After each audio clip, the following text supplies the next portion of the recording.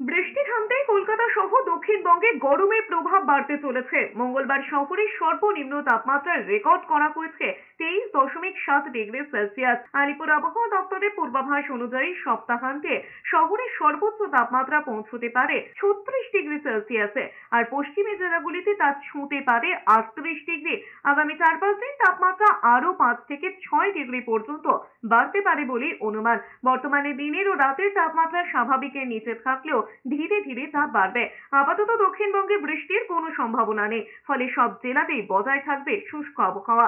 অন্যদিকে বৃহস্পতিবার থেকে পার্বত্য এলাকায় হালকা বৃষ্টির পূর্বাভাস রয়েছে। শুক্রবার নাগাদ উত্তরবঙ্গের উপরে জেলাগুলিতে বাড়তে পারে বৃষ্টির পরিমাণ। ওই দিন দার্জিলিং, কালিম্পং এবং জলপাইগুড়ি জেলায় বজ্রবিদ্যুৎ সহ হালকা থেকে মাঝারি বৃষ্টি হতে পারে। তবে রবিবার ও সোমবার শুধুমাত্র দার্জিলিং এ হালকা বৃষ্টির সম্ভাবনা রয়েছে।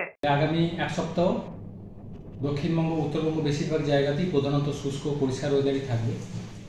দক্ষিণবঙ্গের ক্ষেত্রে তাপমাত্রা বর্তমানে যেটা রয়েছে, দিনের তাপমাত্রা স্বাভাবিকের থেকে সামান্য একটু কমই রয়েছে।